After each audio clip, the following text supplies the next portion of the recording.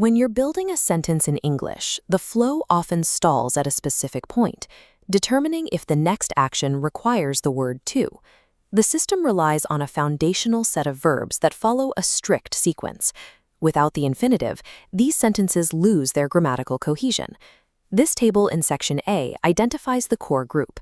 Verbs like offer, agree, and decide are hardwired to the infinitive. To make these negative, place not directly before the to in phrases like decided not to go out. If these patterns are so consistent, it's worth asking why they remain a frequent source of error for even advanced speakers. The difficulty lies in the fact that this foundation is only the first layer.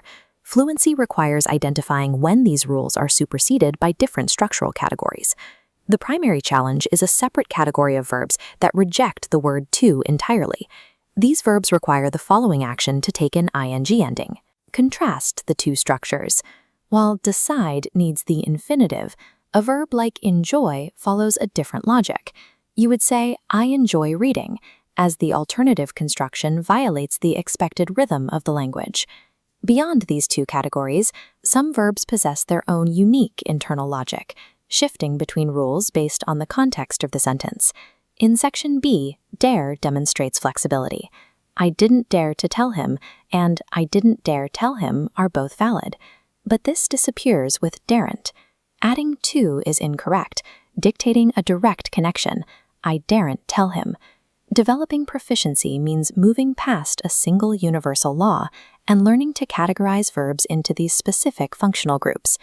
The system becomes more sophisticated with verbs of perception, like seem, appear, or claim. These verbs allow a speaker to indicate the relationship between an observation and reality.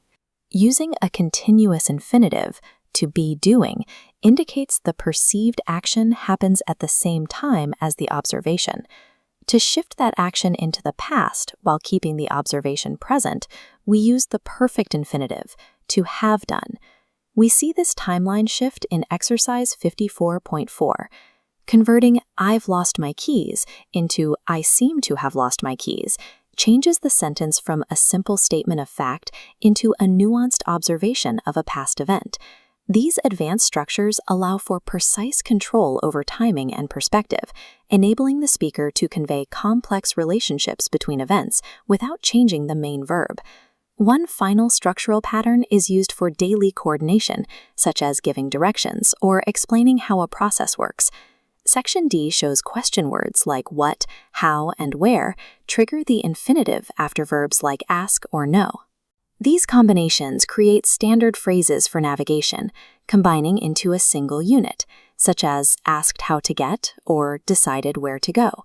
This is demonstrated in exercise 54.5, where the query how to get to the airport relies on this specific pairing to remain clear and functional.